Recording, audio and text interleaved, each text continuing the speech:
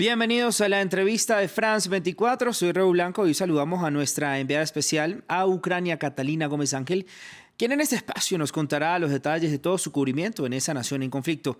Catalina, un gusto tenerla en este espacio de la entrevista de France 24. Y empecemos hablando de estos 10 meses de la guerra hasta el día de hoy. ¿Cómo afecta los cortes de electricidad también por cuenta de los bombardeos rusos y el desgaste de toda la población y las fuerzas ucranianas en todo este conflicto?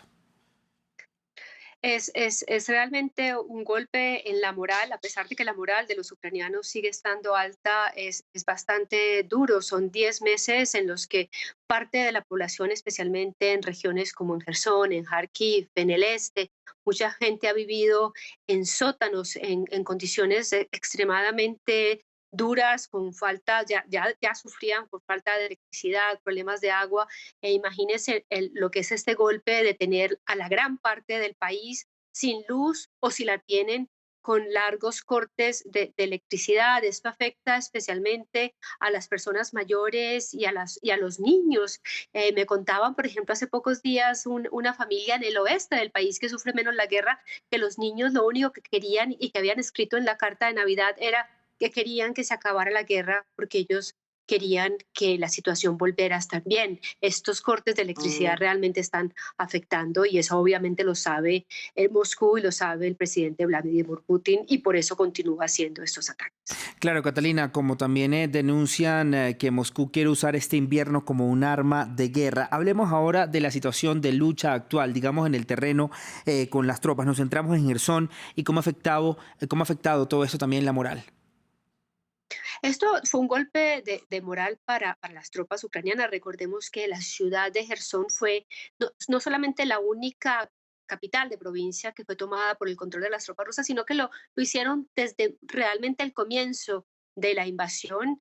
Allí habían creado fortificaciones, allí se habían asentado, habían creado un gobierno local, inclusive llegaron a ser parte de ese referéndum que recordemos que hicieron en su momento. Así que el haber retomado esta ciudad después de que la presión ucraniana hizo que las tropas rusas retrocedieran, pues fue un golpe de gran moral para todo el pueblo ucraniano después de también de haber recuperado grandes zonas en la provincia de Kharkiv, pero lo que viene ahora es ese azote constante contra la población que se quedó y que resistió en Gerson o que estaba pensando volver. Entonces, realmente lo que demuestra es que si bien Rusia no tiene el control, ellos están dispuestos a destruir y atacar todas aquellas ciudades que querían tener bajo su control, pero que no la tienen y que no lograron tenerla y que posiblemente ya no lo van a lograr. Claro, Catalina, estábamos hablando de la situación en Gerson, pero digamos que la guerra también se centra en Kharkiv, donde se vuelve otra vez mayoritariamente en la región del Donbass. ¿Cuál es la situación allí? Porque recordemos que usted pudo estar en gran parte de Ucrania en esta última visita.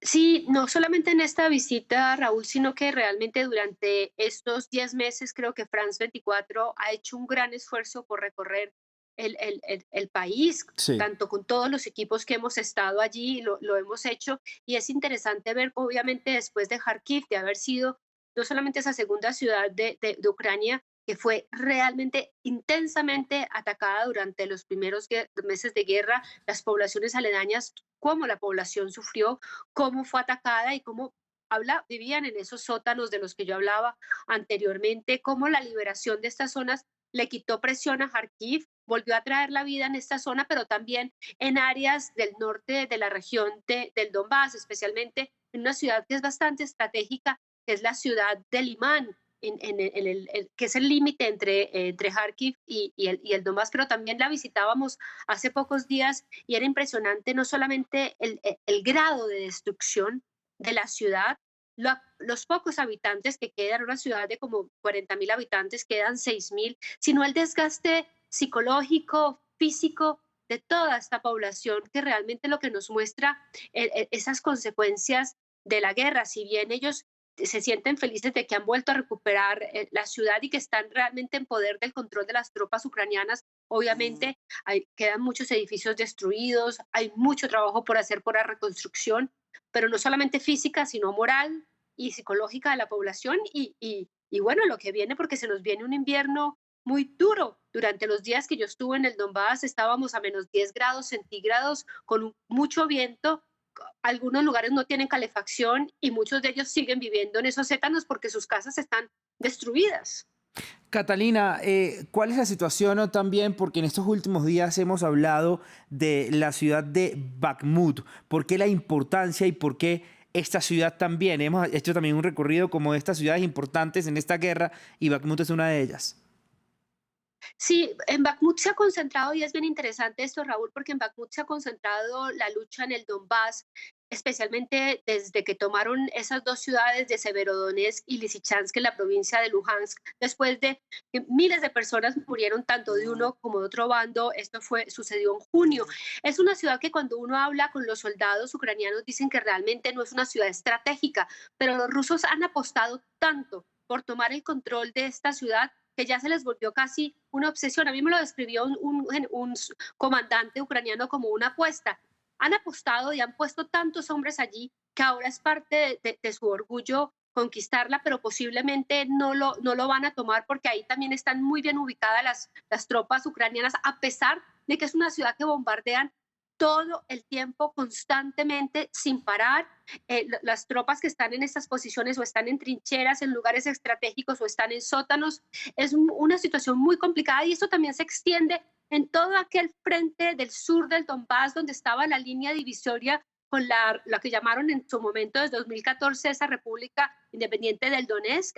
Habían unos frentes de batalla muy establecidos desde ese año y que obviamente empezaron a moverse desde la invasión el 24 de febrero, pero más en estas últimas semanas donde realmente toda esa batalla, todo ese poderío de las fuerzas rusas, y realmente las tienen porque no logran avanzar tanto, están centradas allí. Así que Bakhmut seguirá siendo el centro y obviamente lo estamos viendo expandido por toda esa línea del Donbass, donde se seguirá viendo la guerra en mayor intensidad.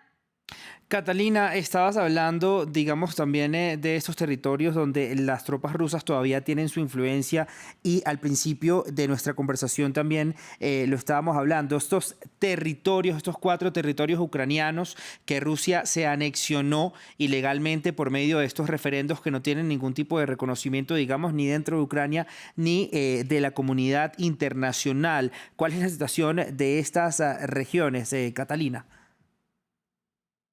Pues bueno, ellos, y lo han vuelto a repetir en días atrás, de que uno de los grandes objetivos, que Rusia no pierde su gran objetivo de tener en control esas 4 provincias de las cuales realizó este referéndum, pero hay que tener bastante claro, esto incluye la provincia de Gerson. Ellos ya no tienen el control de la capital de la provincia, tienen control de algunos sectores donde ahora vemos cómo las tropas ucranianas están tratando de hacer una contraofensiva.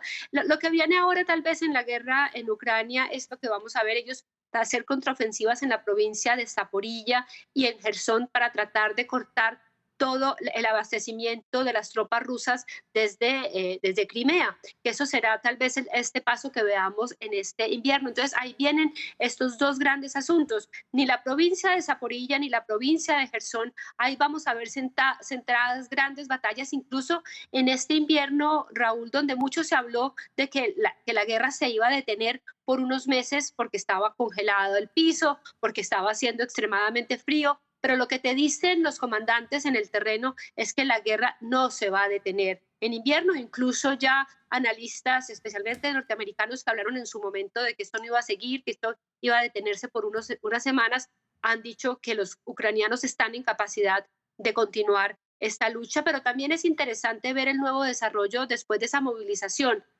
a la que llamó el presidente Vladimir Putin en septiembre, porque lo que te cuentan también en ese frente del Donbass, pero también en Zaporilla, es cómo esto ha hecho que los ataques sean con mayor infantería y con mayor número de hombres que son lanzados a la muerte sin ninguna prevención o sin ninguna consideración de tener cuidado entre compañeros. Como decían los ucranianos, para nosotros cada vida importa, para ellos no. Así que vamos a ver tal vez un invierno con unas batallas muy duras cuando se congela el piso, con un desbalance de hombres, pero también los ucranianos están usando toda esta artillería que les ha mandado Occidente y tienen algo que tal vez los rusos no tienen, Sí. que es lo que te dicen también en el frente y es esa voluntad de pelear.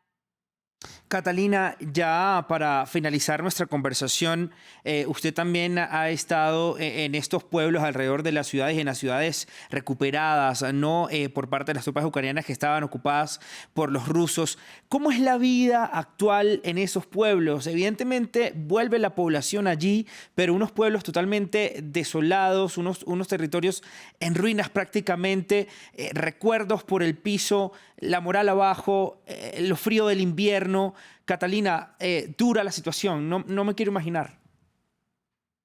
Es bastante dura porque tenemos la mayoría de la población que vive en esas pequeñas poblaciones que han sido retomadas son mayores, son personas mayores que no se quisieron ir porque su casa es lo único que tienen, porque es allí donde tienen su vida, donde se han hecho. Entonces, como hablaba, son condiciones extremadamente duras. El gobierno ucraniano y toda la ayuda humanitaria trata de llevarles, obviamente, alimentos, ayudarles a si tienen una casa medio dañada, ayudarles un poco en la reconstrucción, a llevarles también abrigos, pero calefacciones, especialmente para usar con leña. Pero de todas maneras, obviamente esto no es fácil, especialmente después con estas temperaturas y el temor también en muchas regiones, y eso lo vimos incluso en el norte de Kiev, Raúl, Claro, de que la gente, a pesar de que es optimista, no sabe qué va a pasar en el futuro. Entonces tienen miedo también de que vuelvan a cambiar las fuerzas. Entonces claro. todavía hay pánico entre la población.